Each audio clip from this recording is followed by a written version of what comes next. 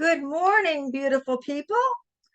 I am Vicki Jeter, your practitioner and spiritual director for Louisville Center for Spiritual Living Teaching Chapter. And our service today is a communion of great fun, laughter, and great sincerity. As I'm sure everybody is aware, around the globe right now, prayers for peace must absolutely be at the depth of our conviction in our hearts and minds. For this reason, we are going to take a few extraordinary minutes of dedication and prayer at the end of service today. There will be a particular closing song, followed by 3 minutes of silence to be peace together in prayer for everyone around the world who needs our support. At the same time, said by the person whose birthday it is today, we are so blessed for all that we have here together. It's really, really important, playing with that paradox, that we remember that when we are in a place that has exactly what the world needs, the best thing we can do with that is speak to it, celebrate it, love it. And so we're going to do all of that today. And to begin, our major blessing is that we have our dear friend and extended community member, Scott Marcus, with us today. And he is going to share his depth of wisdom imparted with spontaneous comedy. And I can't wait to hear what he has in store for us. But for now, let us take a moment for setting our intention. Individually and together, check in for yourself and see what your intention is for being here today. Check in and see which palette of colors and what part of your masterpiece you're choosing to paint today. And that moves us to our shared intention for this service, which is twofold: to fully embrace the paradox of fierce spirituality and human honesty about what is happening, and yet celebrate all that we have here as one place where good is for everyone around the world to find their way. And so we begin with opening prayer in gratitude. First, thank you, thank you, thank you, God, for the gift of this day, for the gift of this opportunity to come together and be a part of this, come together and do what is ours to do. And in that light, I recognize the presence of the one that is universal love and law, that is the source and sustainer of all that is. No matter what it looks like, no matter where it is, there is one. And as I recognize that one, knowing that we are one with it in mind, heart, and soul, I acknowledge right here and right now that war and peace form the biggest paradox of all.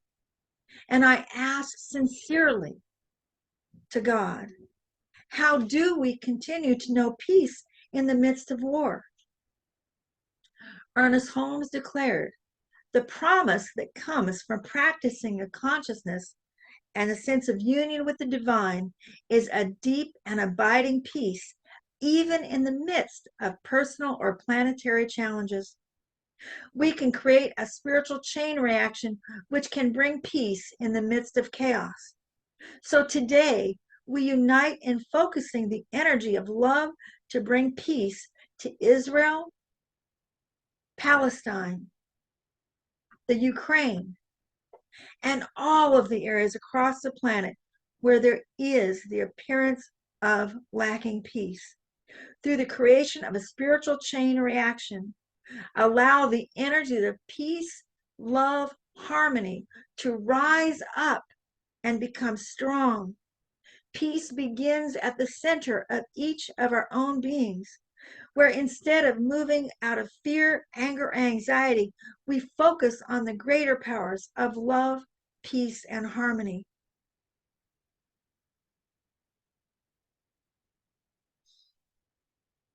And with that gratitude, knowing that it is here now,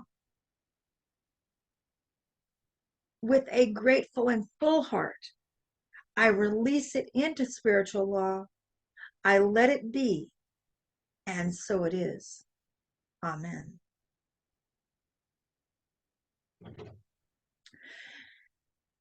And with that, we do welcome each and every one of you with our whole hearts to Louisville Center for Spiritual Living Teaching Chapter.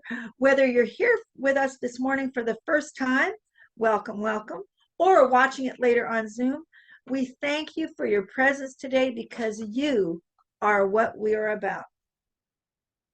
Know that you are welcome no matter what faith you come from, no matter what path you've lived, or where you're coming from today with your questions and seeking, or what you were taught to believe. All are welcome here. And now for our opening song, I Am the Place Where God Shows Up by Eddie Watkins Jr.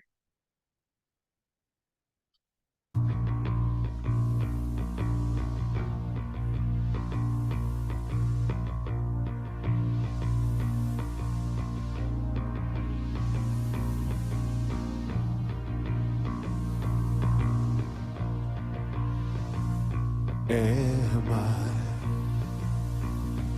strong enough to bear the burdens that sometimes come living this thing called life? Am I wise enough to make the right decisions when I'm standing at the fork in the road? Sometimes I wonder and ponder, only to realize I'm not alone, and there's nothing I have to do on my own, because I am the place where God lives, moves and breathes and has its being. I am the place where God shows up. I am the place where God lives, moves and breathes and has its being. I am the place where God shows up. Will I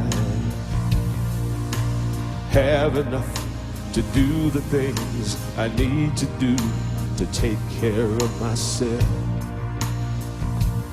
Will I have the health of mind and body to live a life of grace and wholeness? Sometimes I wonder and ponder, only to realize I'm not alone, and there's nothing I have to do on my own, because I am the place where God lives, moves and breathes and has its being. I am the place where God shows up. I am the place where God lives, moves and breathes and has its being. I am the place where God shows up. I am the place. I am the place where God You are the place. moves and breathes and has We its are the being. place I am the place where God shows up. I am the place. I am the place where God You are the moves and place. breathes and has We are the place I am the place where God shows up. I want you to clap your hands and sing it with me. I am the place where God lives, moves and breathes and has its being. I am the place where God shows up. I am the place where God lives, moves and breathes and has its being. I am the place where God shows up. I am the place where God lives, moves and breathes and has its being. I am the place where God shows up. I am the place where God lives, moves and breathes and has its being. I am the place where God shows up.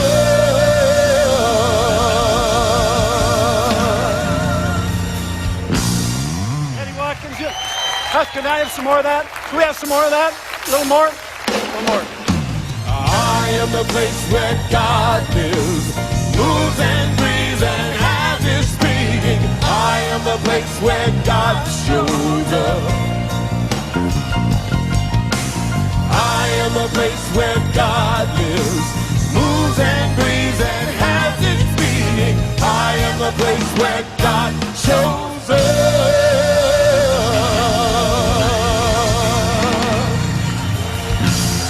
Eddie Watkins. Good job, brother. Outstanding. Eddie Watkins Jr.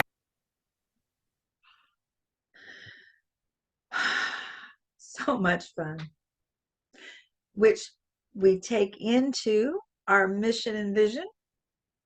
The mission of Louisville Center for Spiritual Living Teaching Chapter is to teach personal transformation as a virtual community, living the principles of science of mind, and celebrating all paths to God, which manifests our vision of a world that honors and respects all people. Praise God.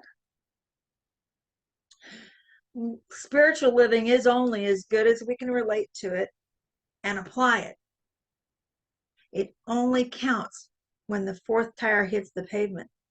So each week we have an application of what we believe, and these are thoughts to put into practice or perhaps bring to discussion, opportunities like sharing time at the end of service or on a bike ride meeting a new neighbor. You never know. And so this week's application of what we believe is actually called a Buddhist koan, which is a riddle. Two monks are arguing about a flag. One says, "The flag is moving." The other, "The wind is moving."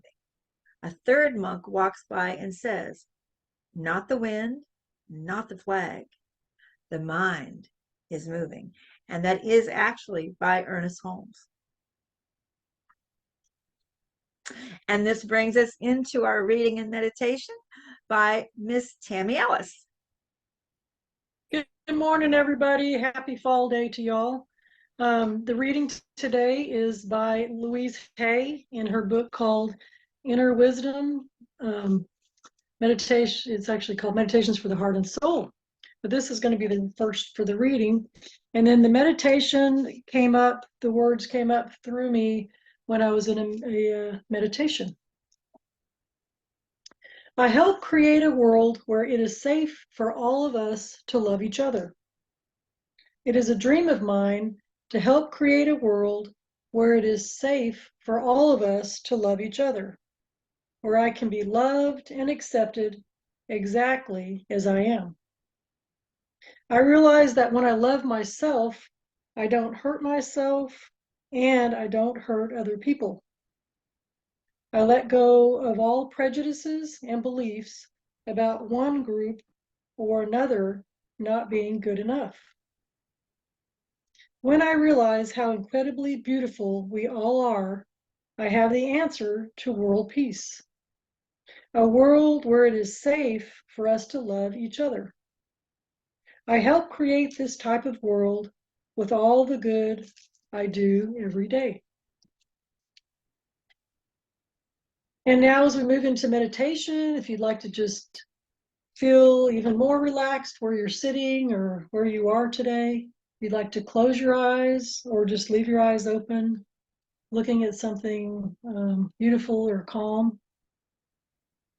And so let's just take some nice deep breaths in, just thinking about fall and the beautiful leaves changing, the beautiful orange pumpkins, and whatever it is that you love about fall. Just let yourself breathe and enjoy what comes to your mind about what you like about fall.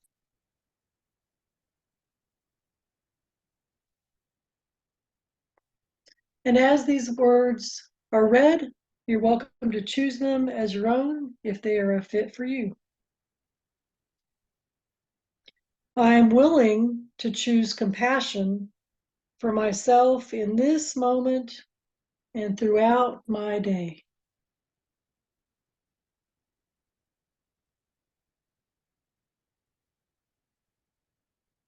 I breathe in, being aware of feeling compassion within myself, within my beautiful light being, and send compassion out into the world.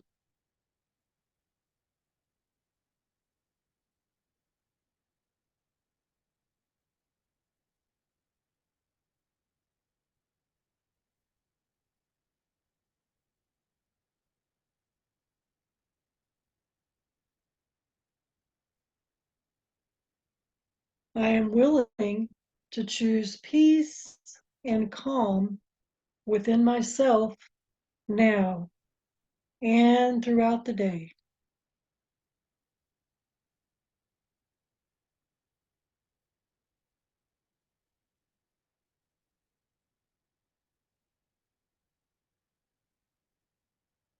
I breathe in, feeling peace and calmness throughout my nervous system, and I send peace and calm out into the world.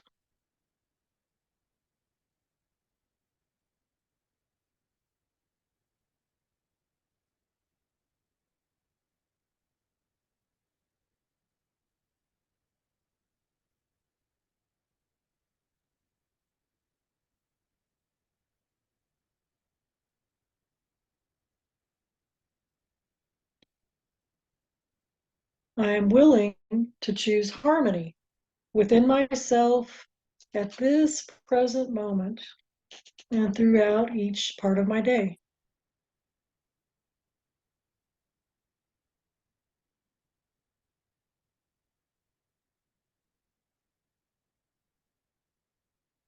I breathe in, experiencing harmony throughout my being, and send harmony out into the world.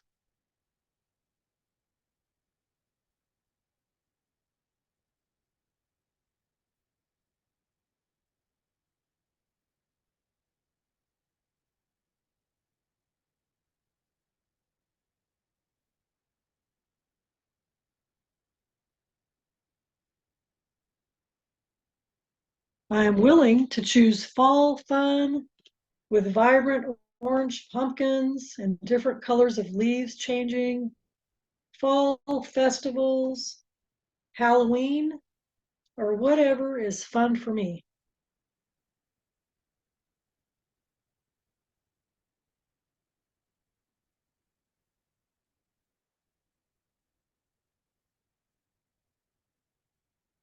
I breathe in being and having fun in my life and enjoy fun with others in the world.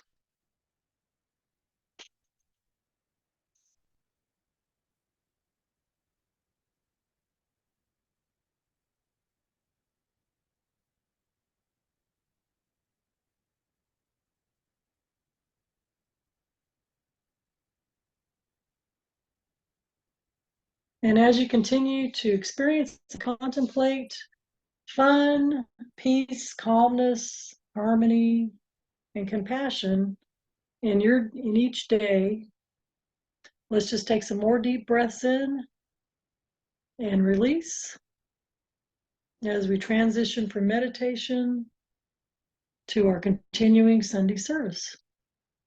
And so it is. And now let's enjoy Heal the World by Child Prodigy Group.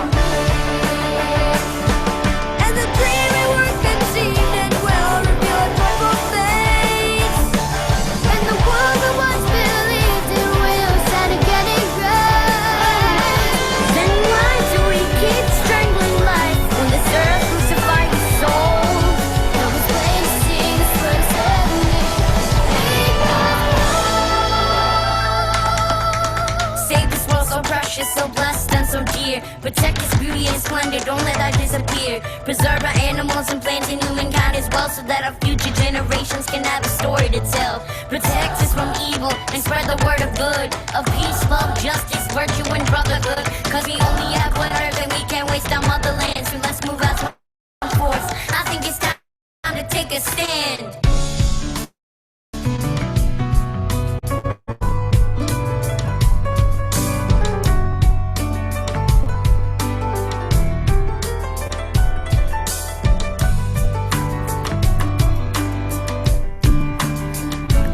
We could fly so high and let our spirits never die. In my heart, I feel you are all my brothers. Create a world with no fear. Together we'll cry happy tears. Watch a nation turn their swords into plowshares. We could really get there if we cared enough for the living. Take a little space to make a better place. Heal the world, make it a better place for you and for me. Things like we made from people dying. If we get enough for living, make a better place for you and for me. Heal the world, make it a better place. Oh, you and for me, and in time to embrace. Yeah, take what I need. If we get enough for the living, make a better place for you and for me.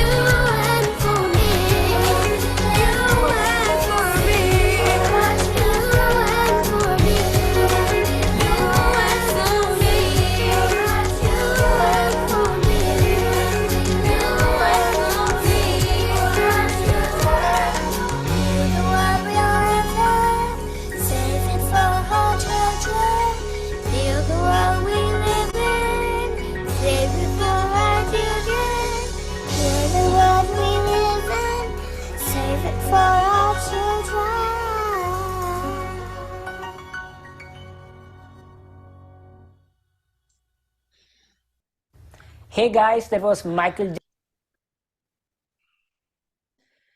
Taking a breath. Nice deep breath in. Create some space and let all of that land. This brings us to our introduction. Our yearly topic has been Living Out Loud. Our monthly topic for October, Playing with Paradox. And today, it is my joy to introduce Scott Marcus with Shaking Up Our World. And so, Thank you. I think this is my 5th time here. One of these days I will actually have to show up in person and surprise everybody.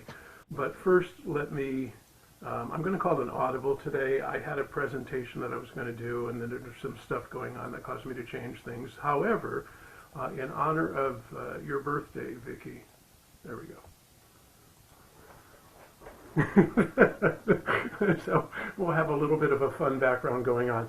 That said, the topic, as you know, is paradox and shaking up our worldview. And I went to a local coffee shop, as I do, and I sat there with my computer and I got everything lined out, and I have my notes and I have my outline and all ready to go. I even sent a thing to Vicki and Vernon so that they could hand it out virtually, and I'll be glad to do that. But I'm not sure I'm going to do that now because there's just so much going on that, like I said, I'm going to call it an audible.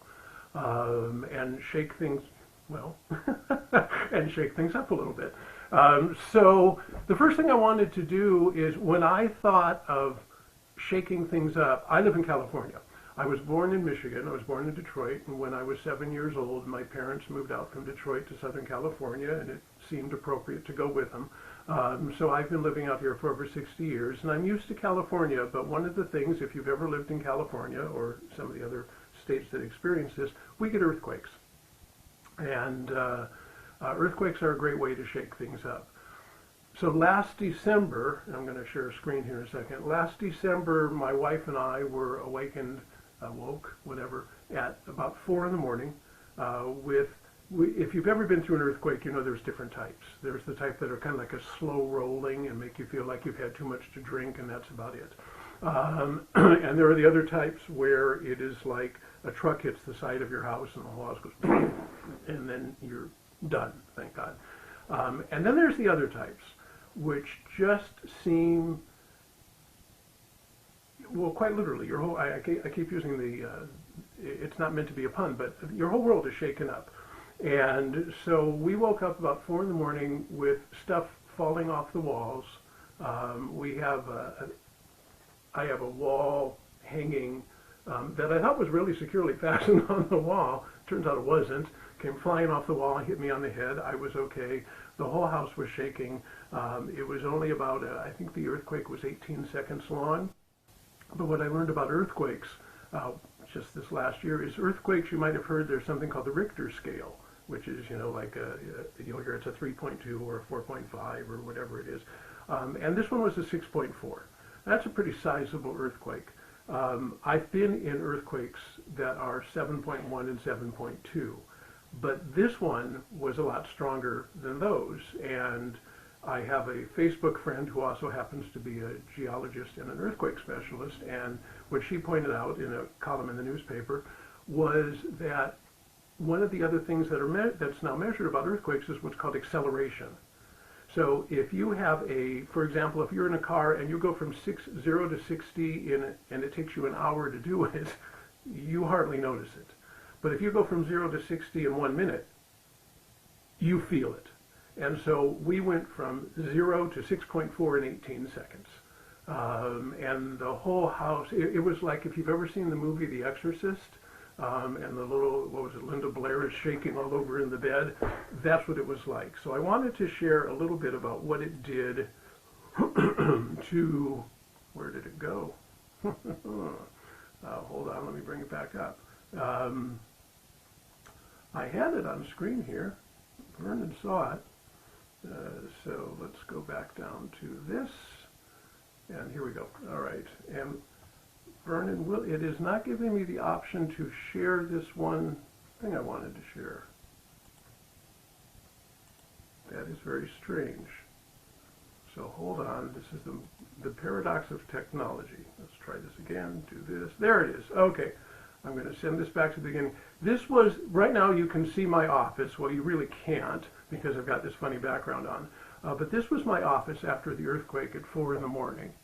So I can assure you that behind the silly backdrop that you're seeing right now, supporting Vicki, this is not what my office looks like. So this is what we look like when we came up. And when you wake up in the morning after an earthquake or at any time, first thing you do is check your house. There you can see my spiritual journal from Centers for Spiritual Living. That's the back of my office. That's everything strewn about. That's next to my desk. This is what I woke up to. That's obviously the wall. That's a painting my wife gave me when we first got together. That's where I'm sitting right now, what I'm facing. That is, again, where I'm sitting right now. So that was the earthquake that took place, and that's off on the side. That was the earthquake that took place in December of last year. And of course it was scary, and what you really can't see is my office was literally knee-deep in junk. And so I had to come in here. It took me 3 days to clear everything out, and I will turn off my background share. Oops, it will not turn me off. I will turn off my background share, he says. Hold on. Let's choose virtual background and make that go away. Okay, here we go. So now you can see what it really looks like. It's a little, I don't know why it's blurred, but it's a little bit blurred, but it's a clean office. So anyway, what I'm getting at, kind of taking a few too many words to get there, is because the earthquake shook everything up, I came out into my office, and for the next 3 days, I had to throw out stuff. I had to throw out things that meant a lot to me, and I had to throw out things that didn't mean anything to me, but I couldn't even work till I threw it out. And then I got to a point where I said, okay, well, as long as I've thrown this stuff out, at some point in when this whole process of life ends, either I'm going to clean this office out, or somebody else is going to have to clean this office out. So I started cleaning the office out, and I threw out all sorts of stuff. I got rid of things that I literally found credit card receipts from 1999 in my desk. I don't think I'm going to need them. I threw those out. I got rid of so much stuff to the point where I used to always, including when I did presentations here, I would always have my background blurred, which technically it's not, but why it's showing that way, I don't know, because I was so embarrassed about my office, how my office looked. And then it got all taken care of, and my office looks a lot better. And then earlier this year, I had to take a test because there was a cancer scare. I had to take, what do you call it, those colon whatever things, and it came back as positive. And I was freaked out about that. And I said, oh my God, what's going to happen? And the doctor said 94% of the time it's fine, and I was in that 94% of the time. But because of that, because of my mortality raising its head, I'm walking through a local place called Henderson Center. There is on the telephone pole a flyer, which is where all the best marketing is done, is on flyers on telephone poles. And the telephone pole said, end of life planning, and there was a phone number. And I got that taken care of. Because I was afraid of the cancer, I got my end of life planning done. So I now feel safe in the fact that if anything happens to me, and I hope it doesn't, my wife in a horrible situation and my family will only have to make one phone call and everything is taken care of. So where am I going with all of this? Events that were scary, events that I did not want, caused me to make positive change. They allowed me to make a workspace, a living space that I feel much more comfortable in and I'm not embarrassed to be in. They allowed me to plan for the rest of my life so that my family will be taken care of. It's a paradox. It's a frightening situation, a situation we don't like, a situation I didn't like, but it created for me benefits that I would not have expected. Now, would I have liked it to come to me from another way? I imagine I would, but that's not the way it came. It comes the way it comes, and then how we choose to respond to it is what matters. It is a paradox when we try and assign good and bad, because it just is. I looked up a definition of paradox which says it is a person, thing, or situation that exhibits inexplicable or contradictory aspects. We are so quick to label this is good, this is bad, that we don't experience it for what it actually is. So I ask you a question. What would it be like if you could say thank you for absolutely everything that happened to you? I don't think I'm at that place. I would like to think that I am at that place. I can't say thank you for everything that happens, but if I could, if you could, what would it do to your view of the world? How would you view the world differently if instead of getting, speaking for myself, cranky about the way things seem to be turning out, I would be able to say thank you.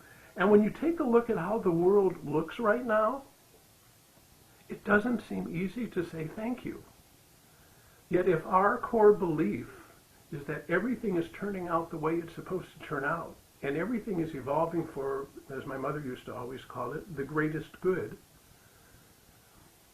we have to believe what is happening is shaking things up so it will be the greatest good. After my mother was diagnosed with terminal cancer, and we were told, this was back in 2000, that she would have 6 months, and she passed in 17 days. And I was having a cup of coffee with her, what would turn out to be the last night that I would ever see her. I didn't know it at the time, and I said to her, because my mom was a follower of this philosophy too, and I said, how do you feel now knowing that your days are numbered? Are you frightened? I mean, what? She goes, you know, I have felt my entire life that all is happening for the greatest good. How can I turn my back on that now? And I said, well, what's different for you? And she said, I never realized how much love there is in the world until now.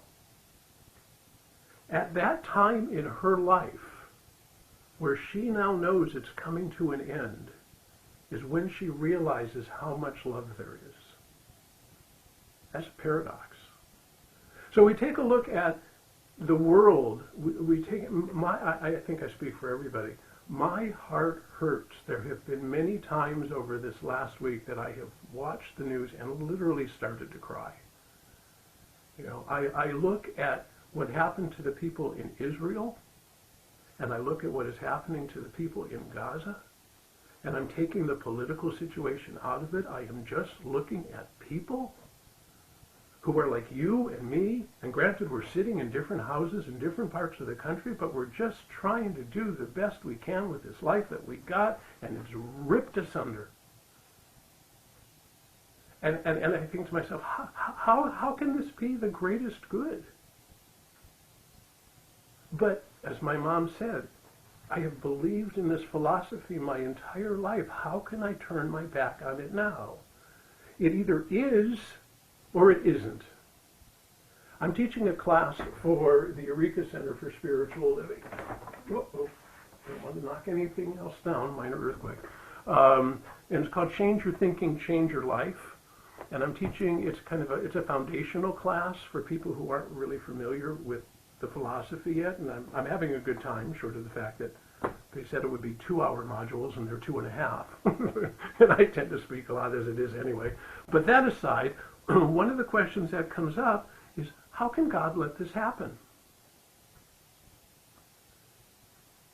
How could, and we've heard that for years. Before this all took place, people would always bring up the thing about, well, if there was a God, how did Hitler come to be? You know, that's one of those standard questions.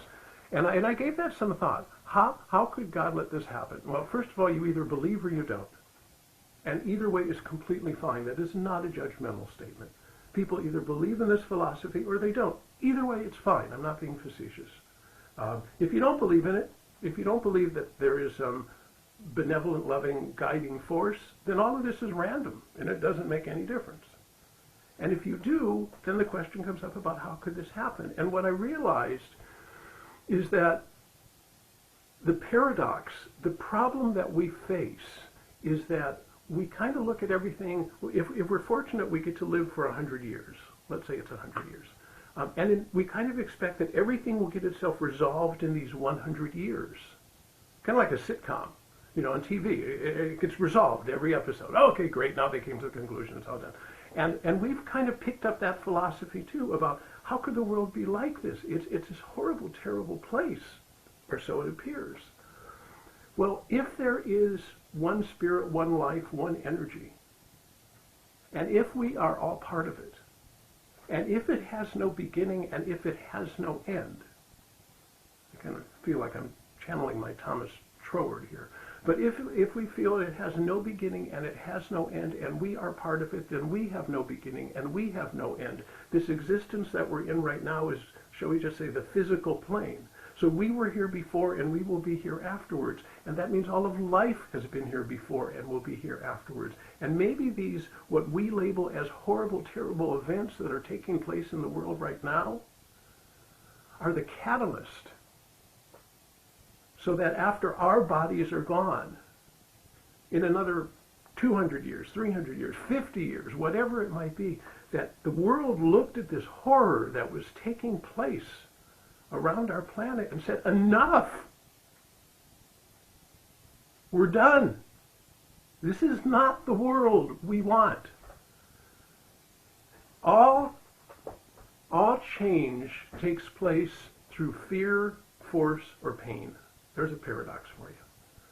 Nobody wakes up in the morning and says, God, I love my life. Let me see how I can rearrange it. We wake up in the morning and we go, something is amiss. Something is wrong. The doctor has said that if you don't take better care of yourself, that you're going to die. Or your spouse has said, what has happened to you? You're not the same person I used to know. Or you don't have enough money at the end of the month. Something is painful in you. I can't live like this. I have to change. And I believe right now this big shakeup that is taking place, I have to believe this, is that the world is looking at this and saying, this is the turning point. Will we be around to see it? Well, maybe not in this form, but we will be around to see it. We have a habit, again, of trying to think of everything as good or bad as opposed to it just is.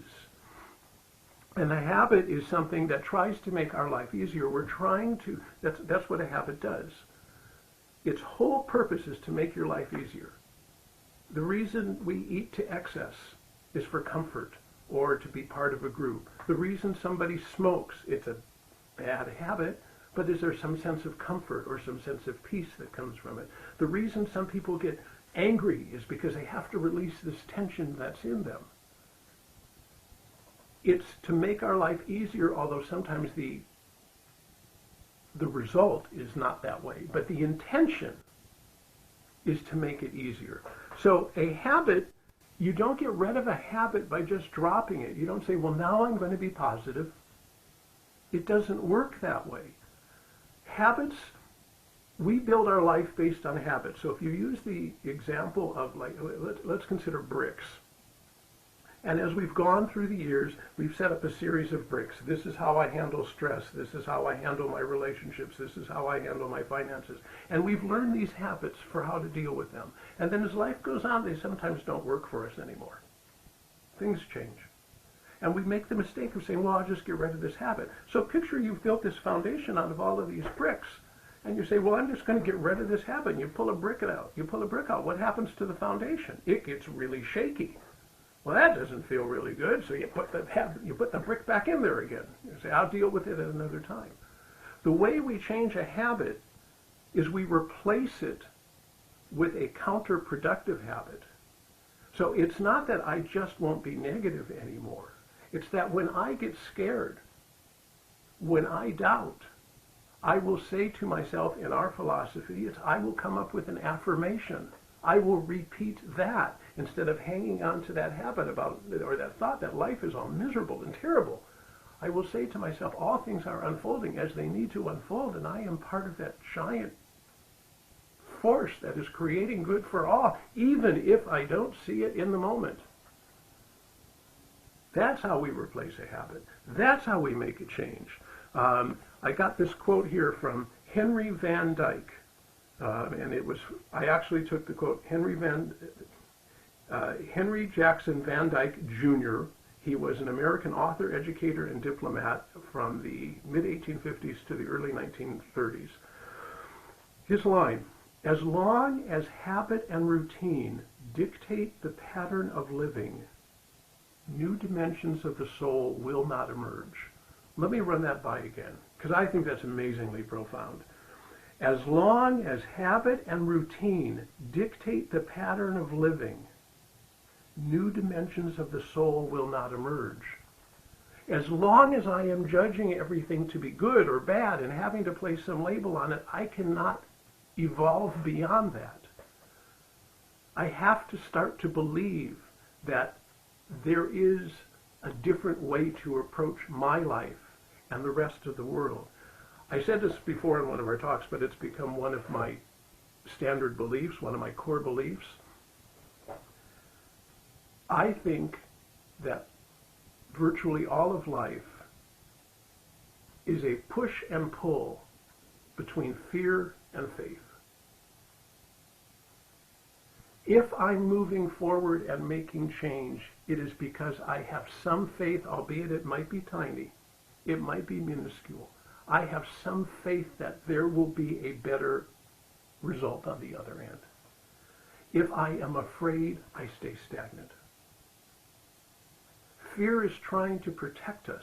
It is putting its arms around us and saying, I will take care of you. But fear is also putting its arms around you and saying, you don't get to go anywhere. How do I move from living a life, or many times fear, to faith? And again, it's not like we're going to shift from, I'm terrified, oh, everything is glorious. It doesn't work that way. It's one tiny little step at a time. It's believing that this hour will end better than it started.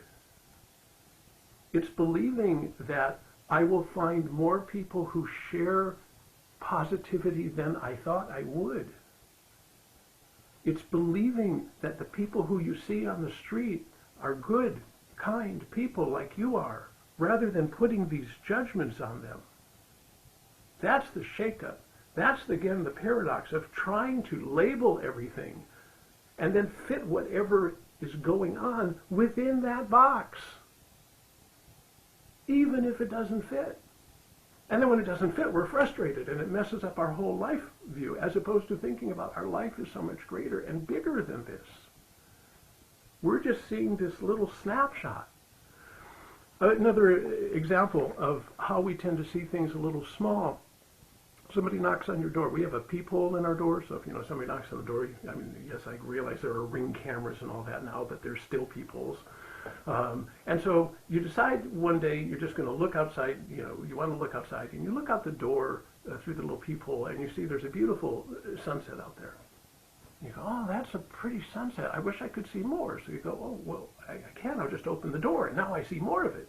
Because I was looking through a peephole, and now I'm looking through a door. I go, but I still can't see enough because there's some of those houses over there, and they're in the way. So I go out into the street so I can get a more grand view. And now I say, wow, this sunset's even bigger than I thought, but there's still more buildings in the way. So I go up on the roof, and it's even a better view. And I go, oh, this is fantastic. But it's still not the full view. So, because I have to take this metaphor to silly extremes, I go and I rent a plane. And I fly into the atmosphere. I go, wow, look at it now. But it's still not enough. I would need to take a rocket ship. It's the same sunset. And even the rocket ship wouldn't do it. But it's the same sunset just being seen from a bigger and bigger and bigger and bigger and more expansive perspective. It's our perspective that's holding us down. It's not what the world is. It's the labels that we're putting on the world. Back to good, bad, yes, no. It is what it is, and I know that's a cliched expression these days, but it's true. Ernest Holmes said, with regards to habit, that which thought has done, thought can undo. And I remind you, thoughts are habits. They are neural pathways we do over and over and over and over. We come here to this center or to whatever center because we want those pathways further locked in. We want to hear those things that help give us support, that we know in our hearts are true. So thoughts are habits. That which thought has done, thought can undo. Lifelong habits of wrong thinking can be consciously and deliberately neutralized and an entirely new order of mental and emotional reaction established in mind. Here's where I really liked it. Merely to abstain from wrong thinking is not enough. There must be active right thinking. We must become actively constructive and happy in our thinking, not merely passively so. New and wholesome ideas of life, vitality, and hope must be accepted and incorporated into the substratum of our mental life, so that a more wholesome externalization may manifest in our bodily condition and environment. That's Ernest Holmes from How to Pray Effectively from Science of Mind. He says it. We know it. We need to change our thoughts. We need to realize that it is so much bigger, so much greater than it is, despite the paradox of feeling that everything is running amok. Because even within the pain and the suffering, we see humanity, we see love, we see support. We are seeing a world come together for a better place, just not necessarily in the timetable that we expected. Making change is difficult, and I'll close with a story again from my mom. There is so much uncertainty, and uncertainty is frightening, and fear causes us to lock down.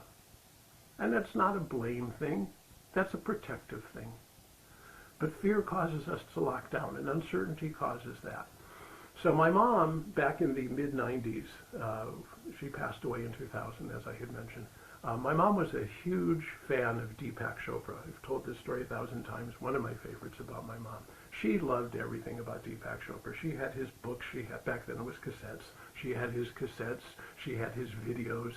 She lived in Los Angeles, so when he would speak in Los Angeles, she would go to see his lectures. They called them concerts for some reason, but nonetheless, she would go to see them. So she'd go to see him. She bought a backstage. My sister got her a backstage pass for one of these lectures once. And I remember my mom telling me, so she goes backstage to meet Deepak Chopra, and she sees him back there, and all she does is stand next to him and just stare at him. And he's talking to all these people, and he keeps looking over at her, and, and he goes, "Can I help you?" She goes, "No, I just want to be around you." So she just kind of followed him wherever he went, and he was kind enough to let her do that. That was my mom, Deepak Chopra. New Year's Day, 1999. I get a phone call from my mother. Right out of the gate, my mom says, "Don't ever buy me anything from Deepak Chopra again." Okay, it wasn't on my list of something I was going to do right now, but I won't, but why?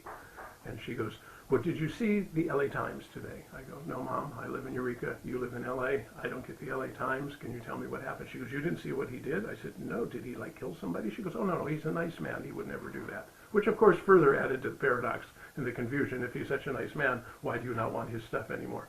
So she says, she goes, "You should see what he said in the LA Times." I said, "Okay, well, what did he say?" And she said they had a feature article where a reporter was asking all these celebrities, "What do you want most for your children in this new year?"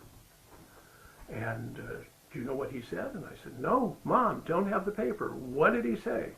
And she said, he wished for his children that they would live in a state of constant uncertainty. And she was irate. Now, you have to understand that my mom came from a generation where certainty was what they strive for. You know, back in the days when we thought that the greatest generation, as it was called, had the toughest period of life, little did we know what would be coming down the road in the 2020s. But that aside, she'd been through the Depression. She had been through World War II. And after all of this, all we want, is some sense of certainty. So you would go to work and you'd work at a place for 40 years and then you'd graduate and you'd get the not graduate, you'd retire, you'd get the gold watch and the celebration and then they'd send you on your way and then that would be your life. So when Deepak Chopra wished for his children to live in a state of constant uncertainty, from my mom's viewpoint, that was wishing on them a pox upon their house. It's like, how could you do that to your children? Wish them to be uncertain. You want them to be certain. You want them to be secure. And I said, "So Mom, if that's what he wished, why?" She goes, "I don't know. I got so angry I threw away the paper." I said, "Well, Mom, now I'm kind of vested in this. Could you go get the paper out of the garbage and tell me why he said that? Because I want to know." So she hangs up. She calls back a couple of minutes later. She goes, "You can buy me stuff from Deepak Chopra again." I go, "Well, good. I'm pleased. What did he say?" And she said that he said, "The reason I want my children to live in a state of constant uncertainty is because in that state of constant uncertainty is when all things are possible. It is from uncertainty that everything evolves. The more certain we are about the way the world works, the more constricted we make it. And if we are here to be expansive and to experience everything that life can provide for us, including those things we tend to label as negative, then we have to live in a state of uncertainty, being open to the possibilities that are there. That is the paradox, that it is only from uncertainty that we are certain that we will find new opportunities. What would it be like if you said thank you for every opportunity that presented itself? Can you say thank you more often? Can you be more grateful? I'm pretty certain you can. So as we bring this to a close, as my dog has now entered the room, apparently inspired by the talk, we will close with a closing treatment. Get yourself settled, centered. Take a deep breath. And know that I am grateful that all there is one powerful, omniscient, all-knowing, all-loving force whose sole purpose is to create and expand. And I know that I and each one of us is part of that force. It is within us. It is around us. It is what made us, and it is what drives us. It is our very life force. Knowing that that force is me, knowing that everything that comes to me I can handle, I realize that everything that is happening for a greatest good, even if it's not necessarily in the timetable that I expected it. I release the concept of time. I embrace the concept of love. I embrace the concept of gratitude. I know that the more loving and the more grateful I am, the more that I will have to be loved for, the more that I will love, and the more grateful I will be. And that is the world in which I live. And knowing that that is the world in which I live and treating other people in the same fashion, I know that that ripple effect extends out from me, through my family, through my community, through this internet, through the entire world. And I know that the world is healing, even as I say these words. With extreme gratitude, I release these words into the law of mind, knowing that they have been happening at all times, and all I had to do was pay attention and realize that's what's going on. And for that, I accept the joy that comes. And so it is. Thank you.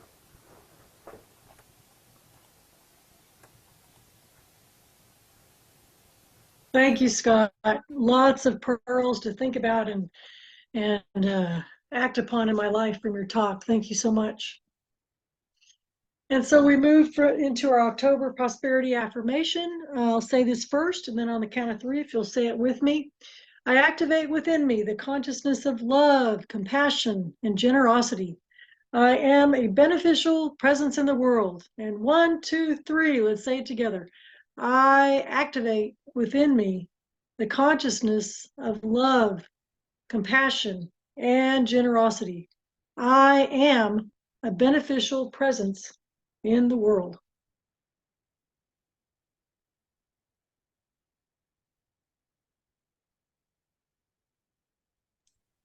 And I take up this word from Tammy organically, blessing this time, blessing the word that has been spoken, to know that it goes from the law through the process of divine creation to be manifest tenfold in the experiences of our own lives and of all the lives that we stand in honor of today. Thank you, thank you, thank you, God, for all of this and more. I release it, I let it be, and so it is. I thank you, Vicki, for blessing the receiving. And so just to let you know, in the chat, you will find ways to give to our wonderful Louisville Center for Spiritual Living. Just good old snail mail, and then also ways of through Venmo or some of those ways online. And your support really is appreciated as it keeps our center growing and thriving.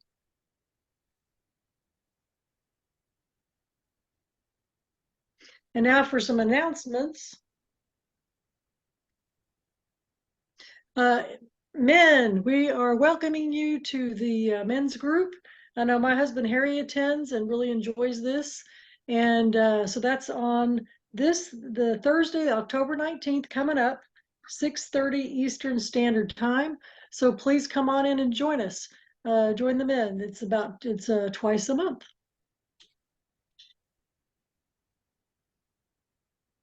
Next week, we'll have Dr. Tony Lamada, and she's going to speak on engaging multiple perspectives. And so we're continuing with our theme about playing with paradox.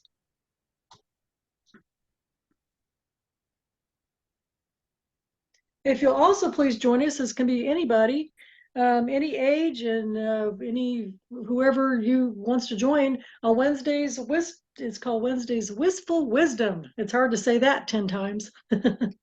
And so that's 11 a.m. Eastern Standard Time every Wednesday. Just come on in, share where you're at, how you're doing. Just have a wonderful social hour.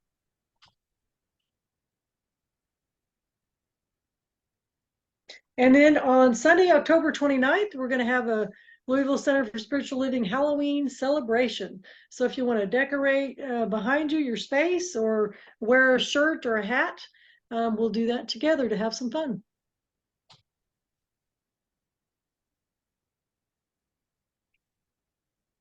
And we have some volunteer opportunities. If you want to contact Vicki or Vernon, If you're interested in the tech aspect, Vernon is our wonderful wizard behind the scenes who helps change the beautiful slides and help with the Zoom. If you'd like to help people just come into the room as they join for the morning or for services or events, or if you'd like to learn how to train Zoom for free and then help with some of the events and services, we would appreciate that.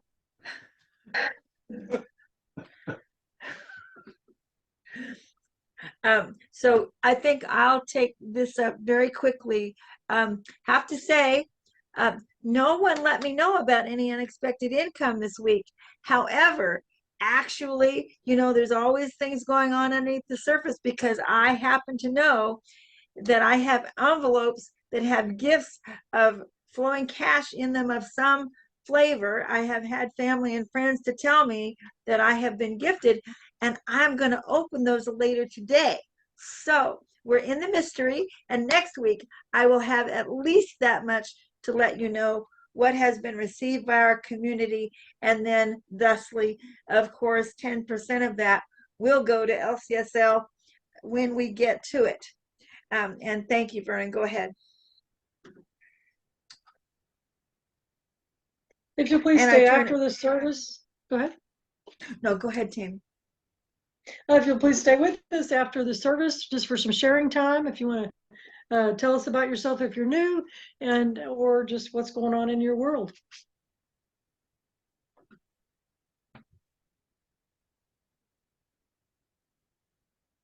And if you'll say on the count of 3 to yourselves and to each other. 1, 2, 3. You are are magnificent.